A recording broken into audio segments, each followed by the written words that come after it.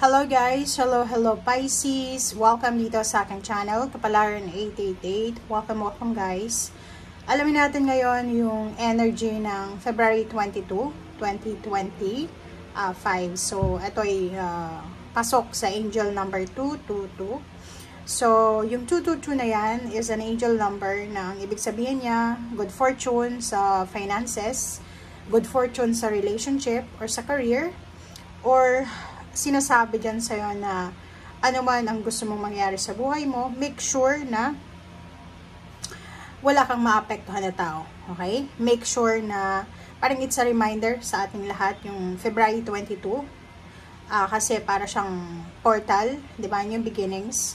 Okay? So, related yan sa'yo, Pisces, kasi ano ka eh, the moon ka eh, di ba? Emotional and water sign. So, kasi yung 222 is a number na associated siya sa the moon. Okay? So, ibig sabihin, yung iba sa inyo, hindi naman lahat pero yung iba, posibleng makatanggap kayo ng multiple sources or resources of income. Okay? Like for example, marami kayo, simula kayong February 22, 2025, kasi marami siyang 2 eh. Diba? Kung iisipin mo, February is 2, 22, 20, 2, 2, 5, diba? So, parang sasabihin natin, it's at 2, February 2, 22, 20, 25. So, how many 2s iyan? Diba? So, madami siya. Okay. So, meron kang 5 na 2s. Okay?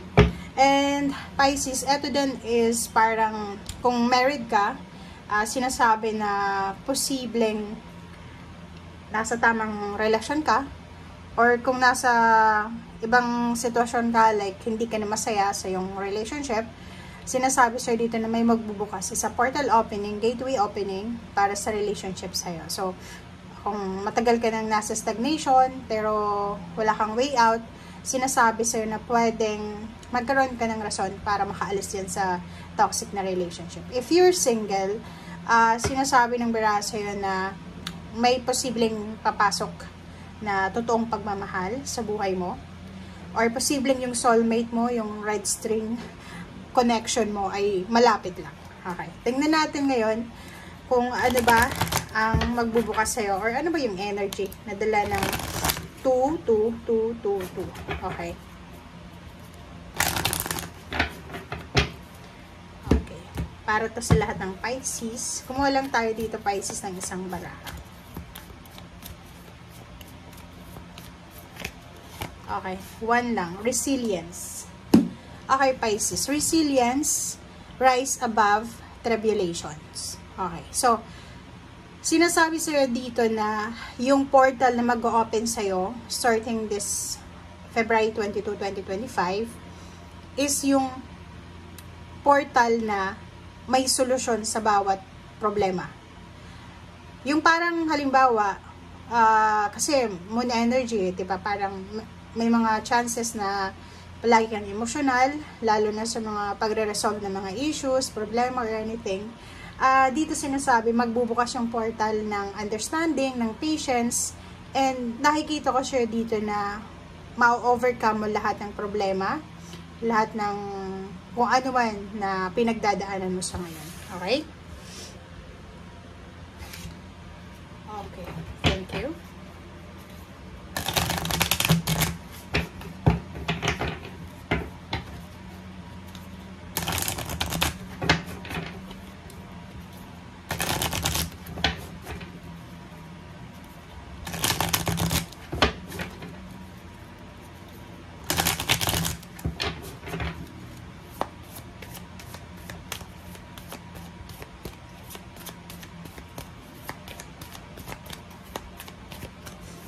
Okay, Pisces.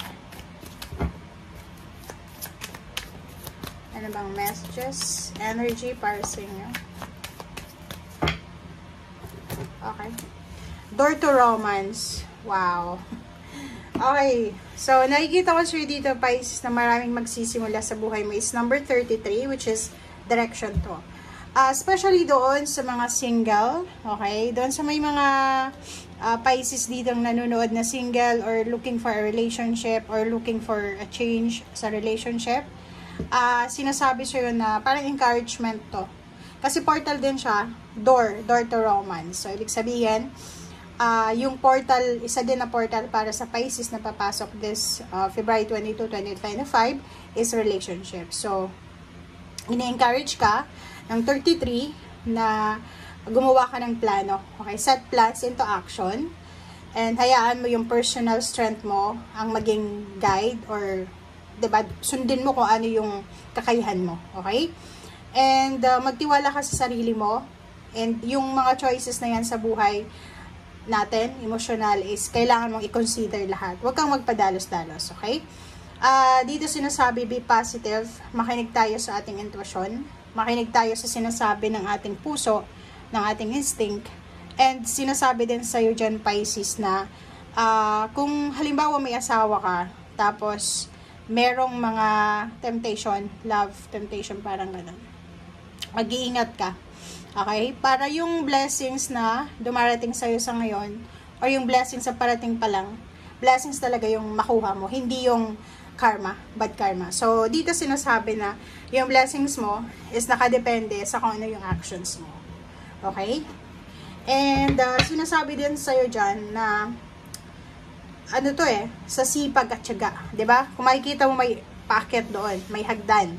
So, sinasabi, through resilience, through patience, and tiwala sa sarili, sipag, tiyaga, talagang makukuha mo kung ano yung gusto mo. Talagang ma-overcome mo lahat ng problema mo. Okay? Magtiwala ka lang sa abilidad mo, lalo na doon sa mga Pisces na medyo walang tiwala sa sarili nila. Parang natatagalan ka na, medyo impatient ka na kung kailan darating yung success mo. Dito sinasabi, be confident, be strong, be positive, trust God, trust the higher power, at trust yourself, syempre. And then, yun, let go of your expectations. Gawin mo kung ano yung nararapat sa ngayon. Okay? Okay. Pisces. Diba? It's a confirmation. The moon is your energy, your water sign. And the moon then, yung 22, 2. So, dito sinasabi is number 89. Wala kang rason para matakot. Okay? Wala kang rason para matakot. Wala kang rason para mag-alala. Everything happens for a reason. Trust your intuition, trust yourself, and especially magtiwala ka sa Panginoon. Diba? So, yung ibang Pisces dito, medyo nag-aalala sila para sa kanilang stability. Pwedeng financial stability, pwedeng, salary increase or higher position. Ang tagal mo nang minamanifest yan, pinagdadasal, parang feeling mo unfair na, diba? Yung, like, ginawa mo yung best mo sa company, sa work, and hindi yun na-appreciate ng higher position, ng higher level. So, dito sinasabi sa'yo na huwag kang matakot. It's a fear about Emperor, about stability and balance. So, comment dun below, doon sa mga Pisces na nag-aalala kayo para sa mga financial needs nyo, sa mga susunod na araw. Huwag kang mag-alala. Isipin mo na ang Panginoon, siya yung magpo-provide sa lahat. But make sure, okay, siya yung magpo-provide, but make sure din na magtrabaho din tayo. Okay? Okay. 3 of Wands. Oh, wow. Congratulations dito. Merong Pisces na naghihintay sila. It's a manifestation. It's number 11. It's number 3. 11, 12, 13, 14. So, 14 is a balanced number again. Diba? So, kahit sabihin natin ng 14, 11, 12, 13, 14, 1, 4, 1 plus 4 is 5, worries, fear, anxiety. Hindi. Dito sinasabi ng baraha, kung naghihintay ka, it's either naghihintay ka ng contract signing, naghihintay ka ng good karma, may kaso ka na involved, kapamilya or sino man na malapit sa'yo, sinasabi sa'yo dito na siguro 3 years, 3 months, 3 days, 3 weeks ka nang naghihintay but still wala pa rin nangyayari. Sinasabi sa'yo dito, huwag kang mag-alala kasi on the way na siya. Okay, thank you. Okay, 7 of Cups. Wow! So, yung 7 of Cups mo dito, nakikita ko sa'yo dito na may mga Pisces na posible talagang makakatanggap sila ng 6 of Wands. 6 of Wands is all about victory, success, recognition, awards, rewards, about appreciation, about hard-earned money, diba? About result, answers, confirmation sa mga hinihintay mo. But, nakikita ko siya dito, maganda to. Sobrang ganda kasi yung swerte na to, yung good karma na to, kasi magkatabi sila, positive yan eh. Diba? So, 11 and 6. Kung makikita mo yung justice is balance eh, karma. And dito sinasabi ng 6 of Wands na darating yung karma sa buhay mo. Pwedeng offer ng yung contract, renewal of contract, pwedeng release, diba? Yun nga, meron dyan na release or completion. And kung ano man itong tagumpay na ma-achieve mo ngayon, simula ngayon, ay sinasabi sa'yo na magdadala to sa'yo ng sobra-sobrang freedom. Freedom, bakit? Financially, Queen of Pentacles, yung nasa ilalim. So, sinasabi dyan, ang freedom na posibleng makukuha mo is financial. Magkakaroon ka ng financial freedom, financial balance, financial stability, financial security, prosperity, and abundance. Okay? And, kung ano man ito na tribulations or ano man itong pinagdadaanan mo sa ngayon, parte yan. Okay? It's part of your journey. So, wag kang mabahala kasi meron damon dito para iniisip mo, naku, natatakot ako. No, wag kang matakot, okay? Let go, let God, let it flow. Hayaan mo ang Panginoon na mag-resolve na ito kasi ginawa mo na yung best mo. Basta yung sekreto lang dito, guys, is pag naniniwala tayo na God is our provider or do your best and God will do the rest. Pag naniniwala kayo sa Kanya, sa ganyang klase ng mindset or kasabihan, nasa tamang direction ka. It's 33, diba? So, pero, make sure na gumagawa din tayo ng ways kung paano maging maganda, maalwa yung buhay natin. Okay? Thank you guys. Bye!